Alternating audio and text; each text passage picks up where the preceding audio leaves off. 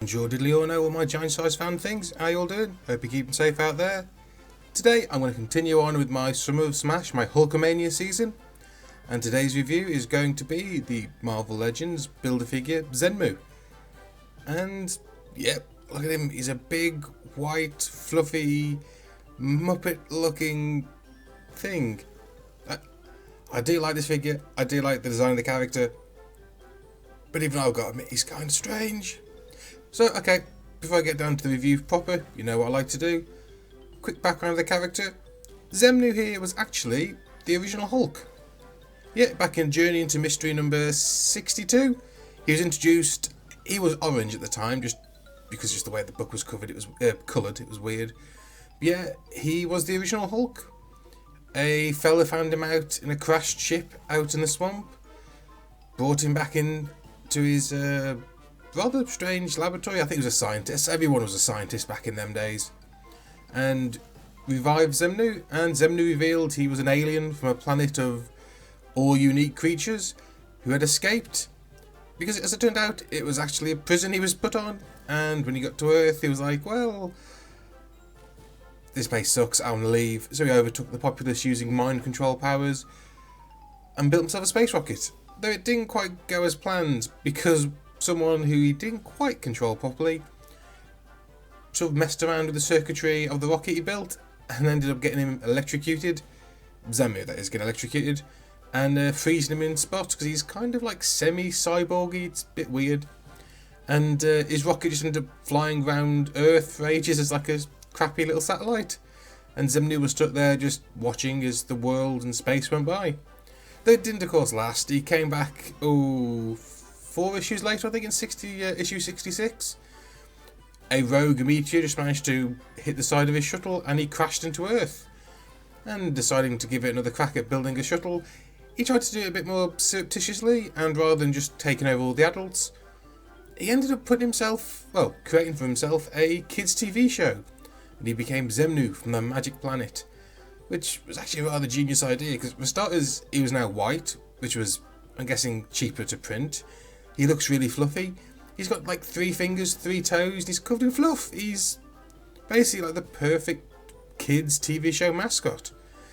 Though, of course, he was discovered and he ended up in several confrontations with Marvel heroes, with groups like the Defenders, like the classic Defenders, which were like Hulk, Namor, the Submariner, the Silver Surfer, that sort of thing, and fighting the Hulk several times on solo adventure, or solo in Hulk solo series. He was an okay villain. My actual first introduction to him was in the Byrne She-Hulk series. I picked up a bunch of these comics because I really liked them. They were like Deadpool before Deadpool. They were really funny and kind of fourth wall breaking. That was very hard to say for some reason.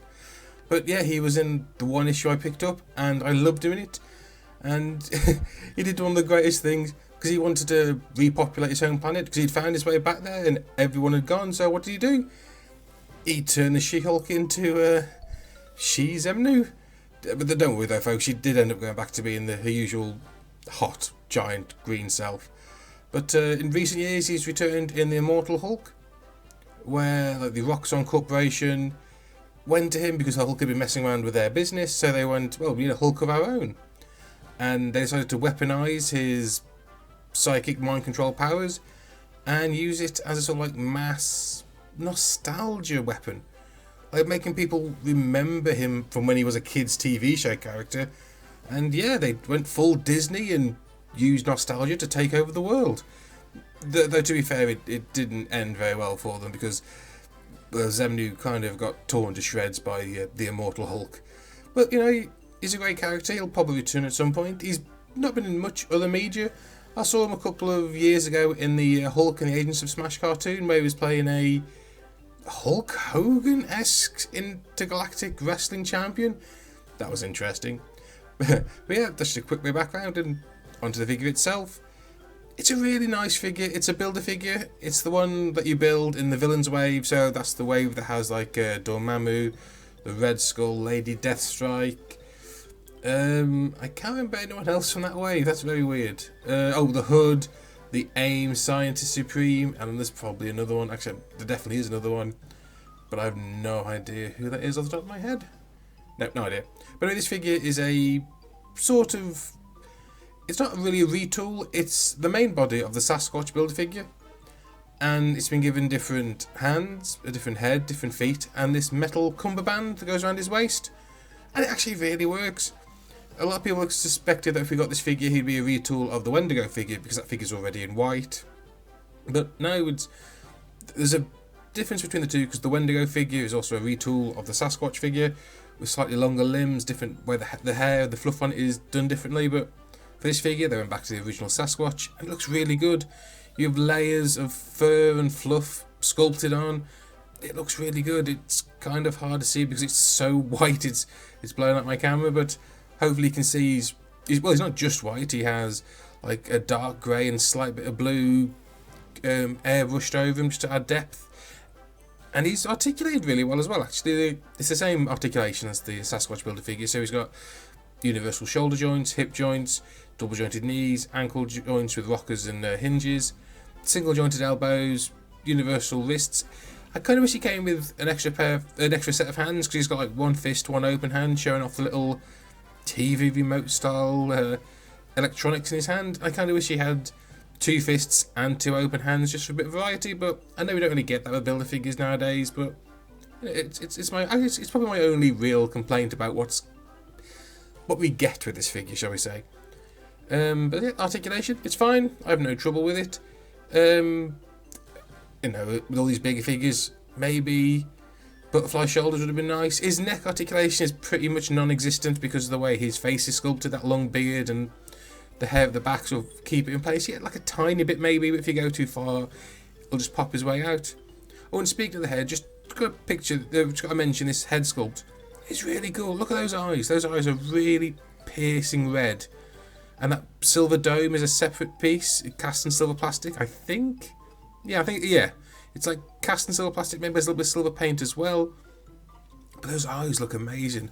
The shading around them really adds depth to the face, and they really pop, and you can really get across the idea of him hypnotizing people.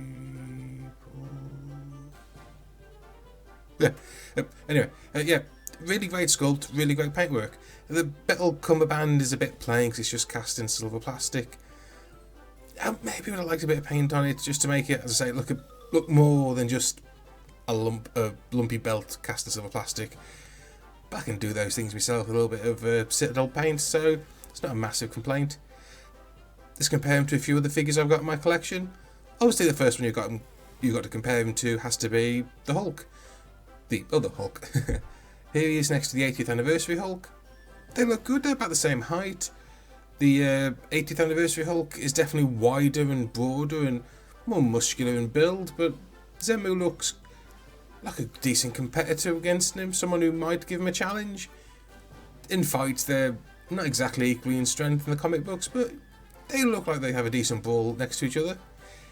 Here's Xemnu next to the other Build-A-Figure in my collection that's in a way kind of similar. Man-Thing. They've both got piercing red eyes, no real face as such, and they're actually really good together. Now I'm looking at them, they look like a decent pair. Lads on tour. Here he is next to the 80th anniversary 2-pack Juggernaut. Yeah, again, compared to every other figure that I've ever compared Juggernaut to, he is slightly dwarfed by him, but he looks good. Juggernaut himself is a retool of another Build-A-Figure, or a re-release / retool of the Juggernaut Build-A-Figure into a solo release. Well, I say solo in the 2-pack, but you know what I mean. You don't have to buy a whole wave to get him. And yeah, they both look really good together. Here he is next to the Wendigo Build-A-Figure, and as you can see, they're both using the base of that Sasquatch Build-A-Figure, which was done in orange. So actually, I suppose, yeah, you could also re-release this figure in orange, couldn't you, to give his original appearance? Oh, there's a thought. But as you can see, the fur detailing is different. The arms, the lower arms, should I say, the forearms, are slightly different. Wendigo's are slightly longer. The hair is sculpted different. His lower legs are different. His loincloth hair thing is different to accommodate his tail. He has this larger piece of matted hair sculpted over his back and shoulders, which Xemnu doesn't have. But you can see they look good next to each other, and they don't look too similar. The painting on them is different as well. Wendigo has a lot more dark blues and greys added to his colours to get across a colder feel, I think. But no, compared next to each other, I could happily have both of these on the shelf and not fear that the shelf has suddenly got just two big white monsters. There's enough differences between the two of them visually that they're both pretty distinct. Here's Xemnu next to another character introduced into Journey into Mystery, the Mighty Thor. Thor's a slightly bigger than average Marvel legend, but they look good next to him. Or they look good together, shall I say. Yeah, I think it really works compared to the average sized. Speaking of average sized, here he is next to the recently released classic Nova figure, which I might review at some point in the next couple of weeks. It's on the schedule. There's so much to review at the minute. Yeah, he's properly imposing. He's correctly towering above him. He is so blindingly white. Good God. But yeah, he looks good. Because obviously they're both cosmic characters. Xemnu being an alien, Nova being like a cosmic character. They can both sit together on a cosmic shelf or a space-based shelf for my Marvel Legends. Yeah, no complaints there. They're really good. So yeah, that's it. It's a bit of a quick review, really. I really like this figure. I didn't get the rest of the figures in the wave. I just bought this figure on its own from the fine folks over at Toys-R-Us. It was like 45-50 quid, I think. I'm happy to pay that for a builder figure, but I've not had to mess about the rest of the wave. I probably will go back and get Red Skull at some point, because I do actually like that figure. But yeah, this figure I do like. I recommend getting him if you can buy him on his own, or if you want to collect the pieces. It's a great bonus figure. If you're going to buy the whole Villains wave, he's the cherry on top of all that. He's really great. So yeah, that's it, folks. I hope you enjoyed this review. If you did, please drop a like and a comment if you can. And if you're not subscribed, please click that button and subscribe, because, well, I was going to say I can promise more great content, but I could at least promise a steady stream of the usual mediocre stuff. Well, that's it, folks. Until next time, I want you all to stay safe, stay sane, and keep on rolling. And I'll see you all next time. Ta-da!